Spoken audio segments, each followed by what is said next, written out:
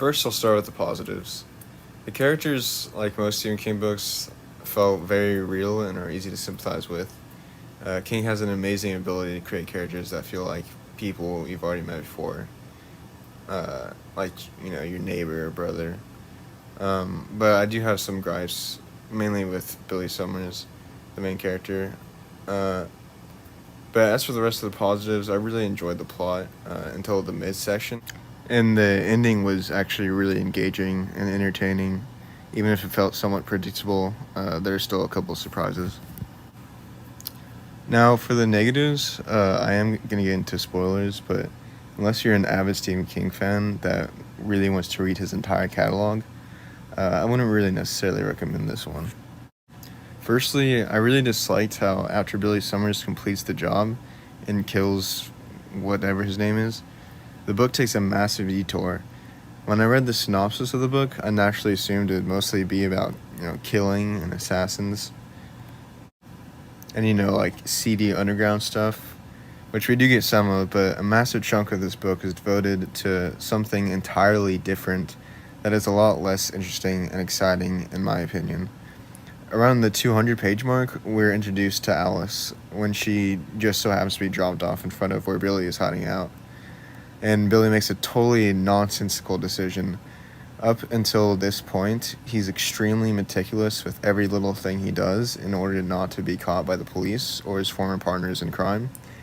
Then as soon as he sees Alice, he just throws all of that out the window to help this random girl that he doesn't even know. He goes to the grocery store when it's raining, and his disguise could easily be ruined, and his whole life could go to shit just because of some hot dogs for this random girl. He's not even, and he's not even trying to have sex with her. It's frustrating since he really does feel like a completely different character once Alice comes along. Also, Billy meets a lot of characters in the beginning of the book, most of whom have nothing to do at the end of the book and are completely abandoned. Like, we spend hundreds of pages with this family, and by the 200th page, they have no effect on the rest of the story. Anyways, besides that, what else is in this book? Well, since Billy has so much time to just wait around in hiding during this book, King needed to give him something to do. And if you ever read a Stephen King book, I'm sure you can probably guess what that is, and that's writing. This is a problem I'm starting to have with King books in general. King writes about what he knows, and what he knows is writing, obviously. So in countless books, you'll have assassins, artists, lawyers, drunks, ghosts, all these different types of people, but their personalities are like almost always the same, especially if it's the main character. They're all writers in all Stephen King books, and there's probably at least one writer in every Stephen King book. Because of this, a lot of Stephen King books can kind of blend in together.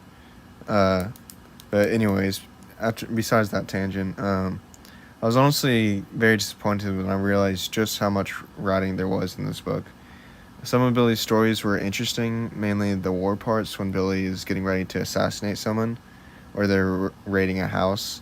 I really enjoyed those parts. Unfortunately, they were few and far between, and we mostly just get a pretty average life story. Billy likes a girl, the girl moves away, he grows up, goes to war. Nothing unheard of, especially from King.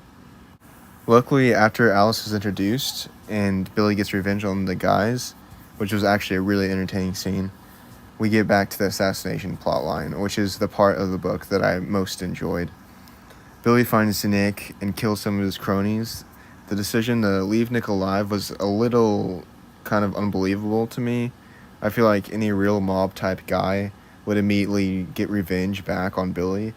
But since this is a book, Nick starts to help Billy get the real bad guy, whose name is Roger Clerk.